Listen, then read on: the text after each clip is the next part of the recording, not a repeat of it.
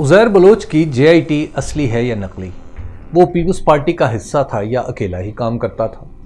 ऐसा था, वैसा था, यहाँ गया, वहाँ से आया, ये सारे सवालात आजकल पाकिस्तान के सियासी मुकालमे का हिस्सा बन चुके हैं।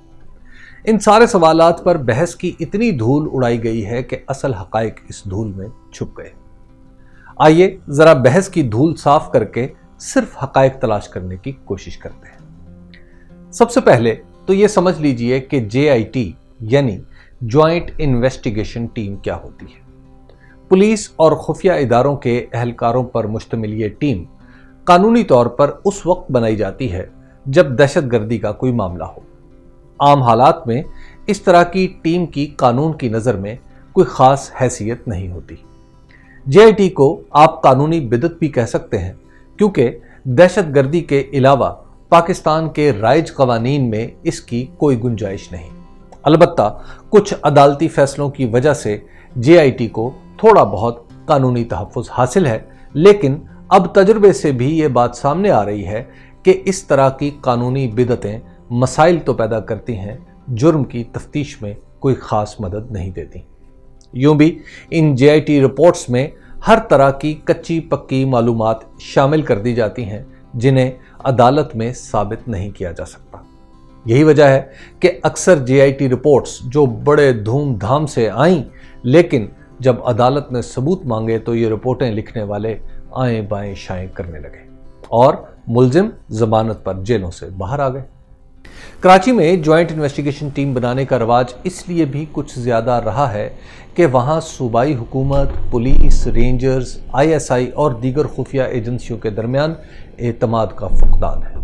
आपस में एतमाद ना होने की वजह से जिस शख्स को एक एजेंसी संगीन मुजरिम बनाकर पेश करती है तो दूसरी इसे बेकसूर समझती है। इसकी वजूहात सियासी हों या गैर सियासी, लेकिन कानून नाफिज करने वाले इदारों के दरमियान इस सर फटोल को रोकने के लिए ही जेआईटी का रवाज पड़ा, जो अब एक मजाक सा लगने लगा है। अब आइए उज़ैर बलोच की जेआईटी की तरफ। इस जेआईटी की 2 रिपोर्ट्स के मुताबिक उज़ैर बलोच लियारी का गैंगस्टर था, भत्ताखोर था, जराइम की पुष्टपनाही करता था और पीपल्स पार्टी का अहम साथी था। हम सबसे पहले बात करते हैं लियारी गैंग वॉर की, जिसकी वजह से उज़ैर को गैंगस्टर कहा जाता है।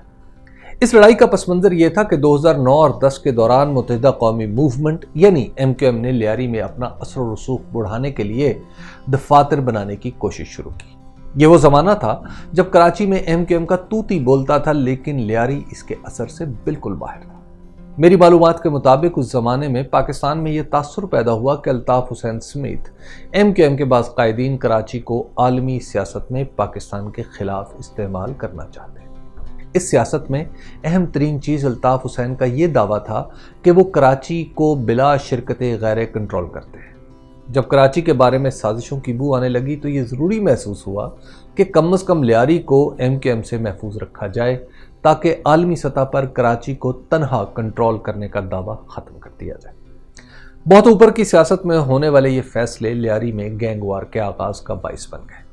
अब ज़मीन पर सूरत हाल ये बन गई कि शहर पर अपना गलबा मुकम्मल करने के लिए कराची के धोबी घाट की तरफ से एमक्यूएम के कारकुन लियारी में दाखिले की कोशिश करने लगे और पीपल्स पार्टी का उज़ैर बलोच उनके रास्ते में खड़ा हो गया। दोनों तरफ से गोलियां और न जाने क्या क्या चला। मरकज़ में पीपल्स पार्टी की हुकूमत थी और एमक्यूएम इसकी हलीफ थी, लेकिन आसिफ अली जरदारी ने पेचीदा सियासत के ज़रिए इन्हें अपने साथ भी रखा, लेकिन लियारी में दाखिल भी नहीं होने दिया। उज़ैर बलोच पीपल्स पार्टी की हमायत से इतना ताकतवर हो गया कि अल्ताफ़ हुसैन को कहना पड़ा कि लियारी उनके लिए सियासी तौर पर नो गो एरिया बना दिया गया है। आलमी सतह पर अल्ताफ़ हुसैन ने लियारी का जो मनफी तासुर बनाने की कोशिश की थी, इसको ज़ायल करने के लिए लियारी में उज़ैर बलोच और हबीब जान बलोच ने सारी सियासी जमातों को दावत दी कि वो यहाँ सियासी सरगर्मियाँ शुरू करें। और आपको याद होगा कि उसके बाद मुस्लिम लीग नून के बाज़ लीडर भी वहाँ गए और तहरीक इंसाफ को भी लियारी में काम करने का मौका मिला। यहीं से उज़ैर बलोच और हबीब जान की तहरीक इंसाफ से राब्ते शुरू हुए।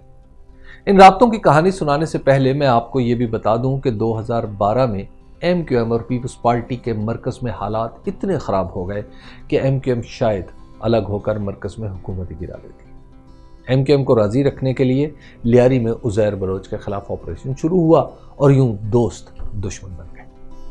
لیاری میں ہونے والی اس گریٹ گیم کے ایک اہم کھلاڑی اس وقت کے صوبائی وزیر داخلہ تھے جو اسلام آباد میں ہونے والے فیصلوں کے خلاف عزیر بلوچ کے ساتھ ڈٹ کر کھڑے ہو گئے اور انہیں اپنی جماعت یعنی پیپلز پارٹی بھی چھوڑنا پڑی، یعنی ذوالفقار مرزا۔ چونکہ رحمان ملک اس زمانے میں MKM کو زرداری کے کہنے پر ہینڈل کرتے تھے اور عزیر بلوچ کے خلاف آپریشن کا فیصلہ بھی ان کا ہی تھا، اس لیے ذوالفقار مرزا کے غصے کا نشانہ بھی انہیں بننا پڑا۔ آپریشن کا آغاز ہوا تو عزیر بلوچ کے راستے بھی پیپلز پارٹی سے جدا ہو گئے، بلکہ نوبت دشمنی تک پہنچ گئی۔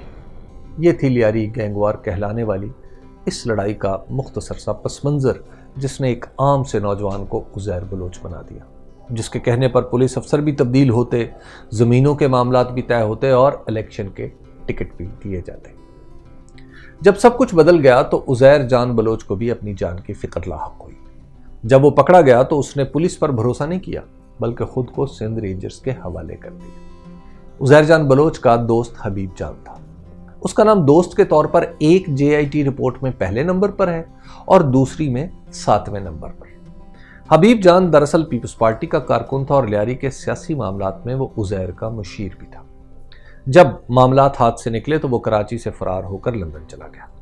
2013 میں اتفاق ایسا ہوا کہ عمران خان اور ذوالفقار مرزا ایک ہی وقت میں لندن میں موجود تھے۔ اس وقت برطانیہ میں تحریک انصاف کی ایک خاتون نے حبیب جان سے رابطہ کیا اور ذوالفقار مرزا سے سیاسی اتحاد کی بات چلائی۔ حبیب جان نے ذوالفقار مرزا اور عمران خان کی فون پر بات کروائی۔ یوں لیاری کے وہ لوگ جو عزیر بلوچ کو اپنا سردار مانتے تھے تحریک انصاف کی حمایت کرنے لگے۔ اسی سال کراچی میں تحریک انصاف کے ایک پروگرام میں درجنوں گاڑیاں لیاری کے لوگوں سے بھری ہوئی آئیں۔ پھر 2013 کے الیکشن کے خلاف کراچی میں ہونے والے PTI کے دھرنے میں بھی لیاری کے لوگ شامل ہوتے رہے۔ اس کا فائدہ عمران خان کو یہ ہوا کہ 2018 کے الیکشن میں ان کے امیدوار نے بلاول بھٹو زرداری کو قومی اسمبلی کی سیٹ پر شکست دے دی۔ حبیب جان نے مجھے خود بتایا کہ جب انہوں نے تحریک انصاف کی مدد شروع کی تو ایک موقع پر فیصل واؤڈا نے انہیں فون کر کے شکریہ بھی ادا کیا۔ یاد رہے کہ یہ وہ فیصل واؤڈا ہیں جو عمران خان کی کابینہ میں وزیر ہیں۔ جہاں تک بات ہے بھتہ خوری یا دوسرے جرائم کی تو اصول یہ ہے کہ جو مجرم ہے اسے سزا دی جائے۔